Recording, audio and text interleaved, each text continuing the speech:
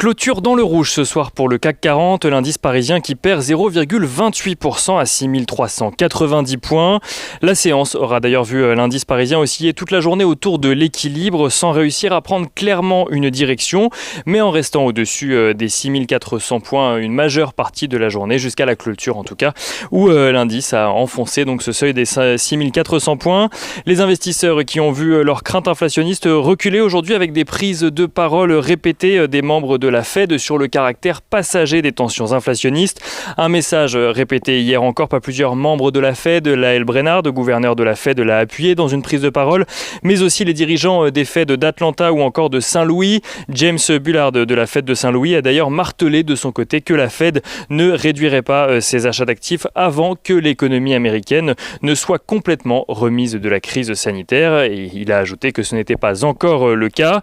On note en Europe à présent qu'au-delà du CAC 40, le DAX 30 a lui été porté une partie de la séance par l'annonce de la fusion entre deux grandes foncières allemandes que sont Vonovia et Deutsche Wohnen. Vonovia qui propose 52 € par action Deutsche Wohnen et le maintien d'un dividende à 1,03 € pour les actionnaires donc de Deutsche Wohnen. Une opération d'un montant total de 18 milliards d'euros et soutenue par Deutsche Wohnen elle-même. Dans le sillage de cette annonce, les cours des deux entreprises ont pris deux directions distinctes à Francfort. Vonovia recule de plus de 5% ce soir, tandis que Deutsche Wohnen gagne près de 16% et Allemagne toujours, mais statistiques à présent, les investisseurs ont pu prendre connaissance donc de deux statistiques clés dans le pays. Aujourd'hui, le climat des affaires au mois de mai tout d'abord est au plus haut depuis 2019. L'indice IFO ressort à 99,2 points sur le mois contre 96,6 points au mois précédent. Le PIB du premier trimestre ressort en net recul de son côté par rapport au dernier trimestre 2020. Il recule de 1,8%. Statistique toujours, mais aux États-Unis à présent, la confiance des consommateurs ressort inférieur aux attentes au mois de mai. L'indice en question, mesuré par le Conference Board, s'élève à 117,2 points sur le mois, légèrement en dessous du consensus.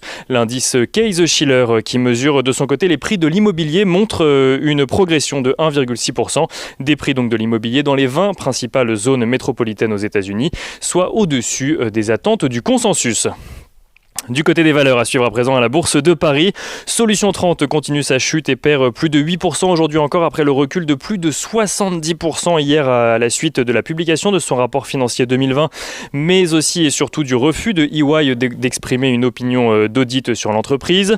On note à Paris toujours que la Française des Jeux distribue aujourd'hui une action gratuite pour 10 actions détenues pour tous les actionnaires de la première heure présents lors de l'IPO de l'entreprise à la suite de sa privatisation. Et on note enfin à Paris que Sodexo se félicite de son côté d'une décision du Centre international pour le règlement des différends aux investissements qui a confirmé le paiement d'une indemnité de 73 millions d'euros par l'État hongrois à l'entreprise suite à des changements réglementaires sur le marché des titres restaurants dans le pays.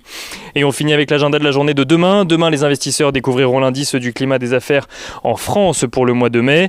Ils suivront également, ou en tout cas plusieurs entreprises tiendront leurs assemblées générales, à savoir Dassault Systèmes, Legrand, Publicis ou encore Safran. Et du côté des résultats, ce sera Capelli, LDC ou encore Cadian qui feront le point sur leurs résultats.